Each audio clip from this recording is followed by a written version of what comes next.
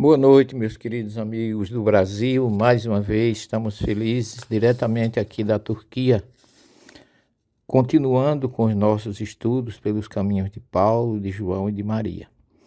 Hoje nós vamos falar do ponto máximo, ou seja, o ponto culminante dessa nossa viagem à Turquia, que foi a visita à cidade de Éfeso, que nós vimos ontem. Falamos resumidamente de João, de Paulo e de Maria. Mas hoje vamos falar especificamente da história da visita à casa de Maria. Maria, chegando em Éfeso, João levou ela para uma montanha, como nós já falamos, fugindo das perseguições e lembrando-se da promessa que ele fez a Jesus, após Jesus ter recomendado: mulher, eis aí teu filho, filho, eis aí tua mãe. Maria desencarnou em Éfeso e a história nos mostra que ficou aproximadamente 1.800 anos sem ninguém ter notícia onde se encontrava o corpo de Maria, ou mesmo a tumba dela, ou até mesmo a casa onde ela morou em Éfeso.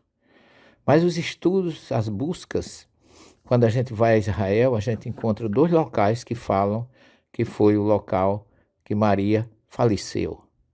Uns dizem que foi no Monte Sião, onde está uma igreja chamada Igreja da Dormição. Outros, a igreja ortodoxa grega, fala que foi no Vale do Cedron, onde tem lá uma igreja ortodoxa que diz que ali foi o túmulo de Maria.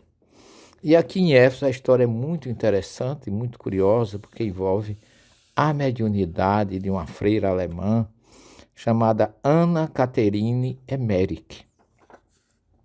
Ana Catherine nunca esteve em Éfeso.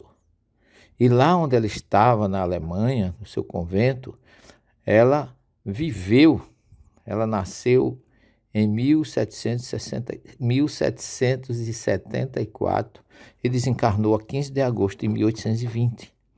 Essa religiosa, segundo a história, era portadora de uma mediunidade de evidência e de efeitos físicos de graus muito elevados. Emmerich dedicou sua vida a Deus e a história conta que ela ouvia vozes, via cenas religiosas que ninguém jamais viu ou assistiu. E mesmo sem nunca ter ido a Éfeso, contou com todos os detalhes a chegada de Maria à cidade de Éfeso, sua vida e sua casa. Graças às suas indicações, a descoberta da casa foi mais rápida. Segundo sua narrativa, no dia 29 de dezembro do ano de 1812, quando ela rezava, teve uma visão mediúnica e em dado momento tudo ficou vermelho e quente, descendo uma luz brilhante do céu que a tocou e ela começou a sangrar, como se estivesse crucificada. Seus pés e suas mãos ficaram perfurados com marcas dos cravos de Jesus. Todos os que estavam em sua volta ficaram assustados. Parece que ela partilhou a angústia do Cristo durante a crucificação e tornou-se uma religiosa estigmatizada. Os médicos não conseguiram dar uma explicação científica para este caso.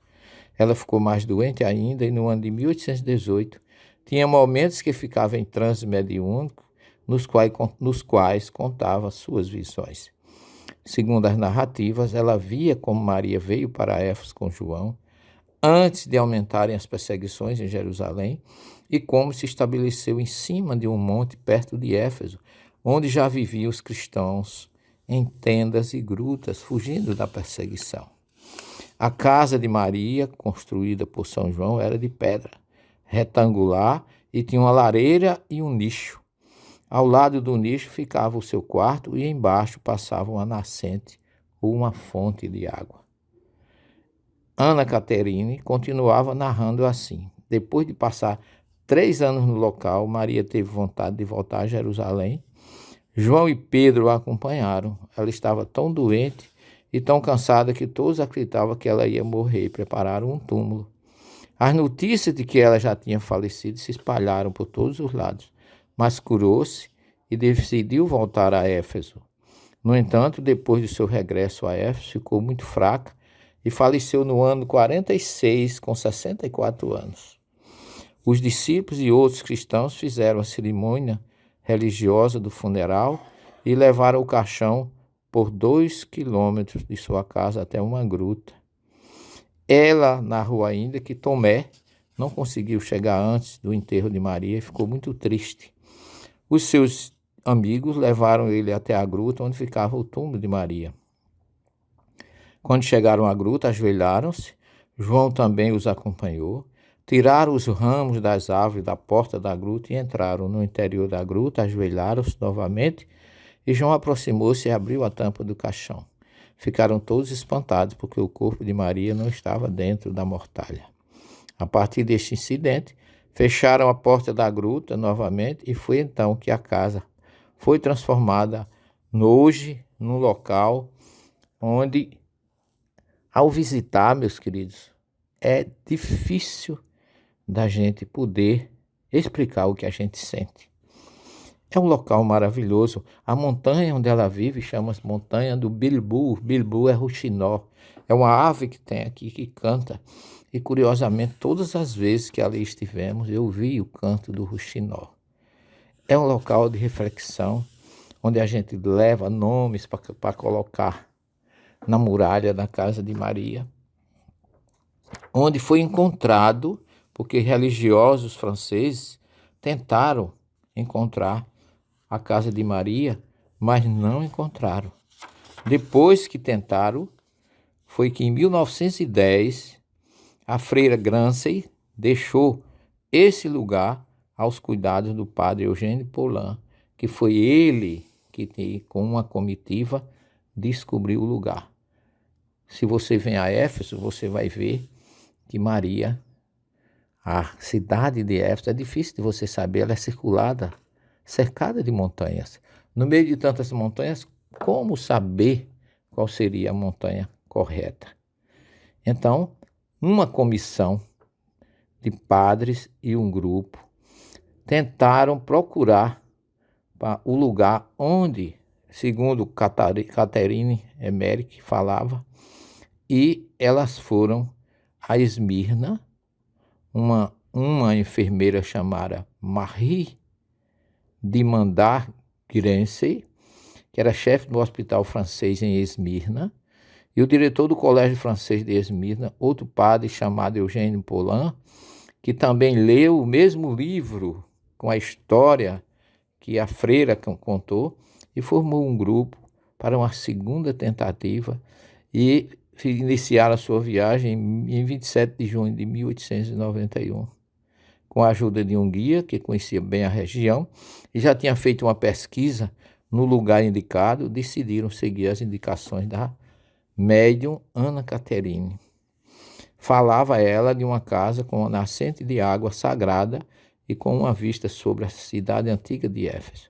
Em 29 de junho de 1891, ao meio-dia, se encontravam os camponeses da aldeia de Kirkanka, na encosta do monte Bilbu, que chama Pion, que significa, como eu já falei, Rixinó, e eles não tinham água, estavam a ponto de morrer de sede e calor.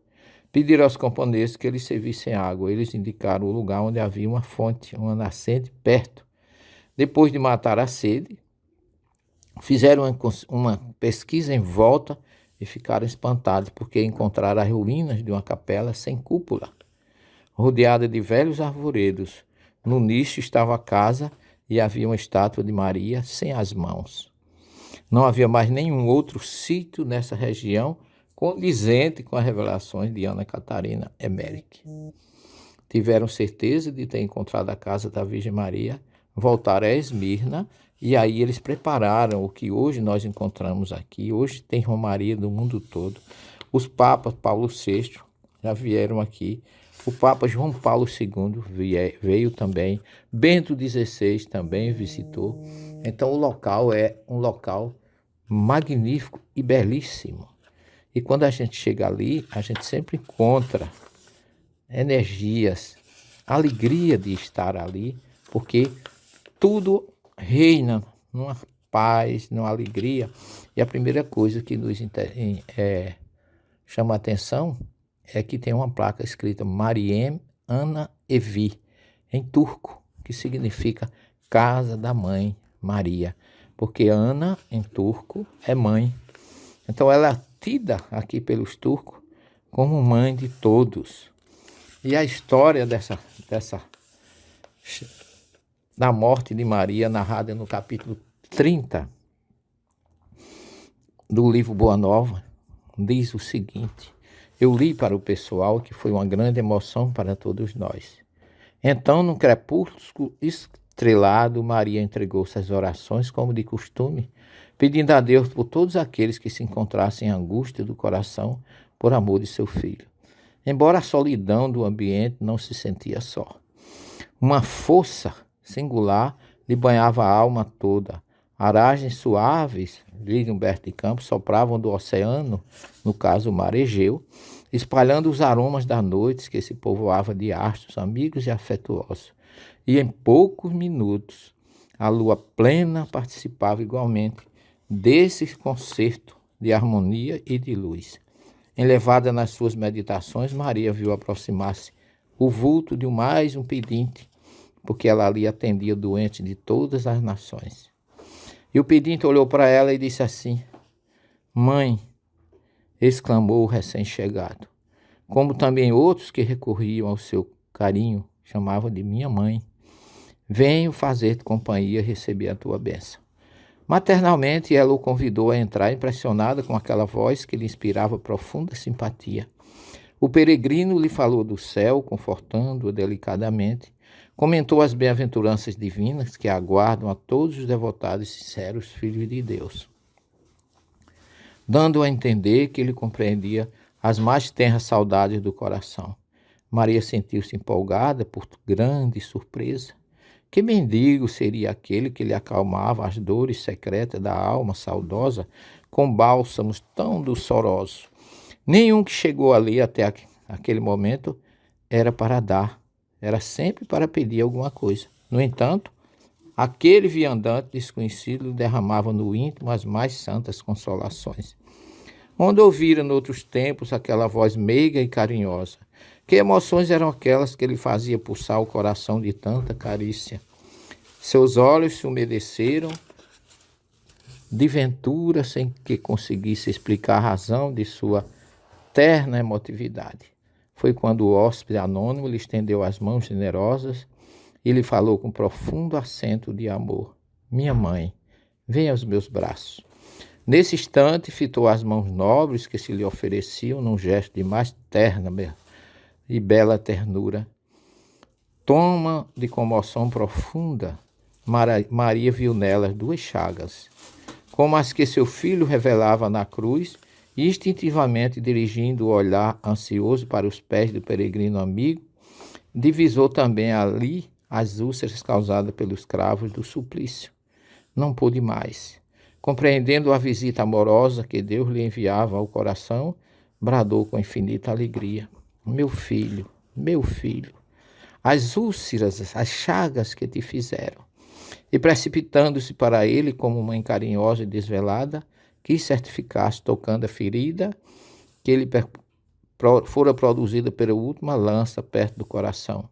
Suas mãos ternas e solícitas o abraçaram na sombra visitada pelo luar, procurando sofregamente a úlcera com tantas lágrimas que provocara no coração maternal. A chaga lateral também ali estava, sob a carícia de suas mãos. Não conseguiu dominar o seu intenso júbilo. No ímpeto de amor, fez um movimento para se ajoelhar. Queria abraçar-se aos pés de Jesus e beijá-lo com ternura. Ele, porém, levantando-o cercado de um halo de luz celestial, se ajoelhou aos pés e, beijando-lhe as mãos, disse carinhosamente: Sim, minha mãe, sou eu.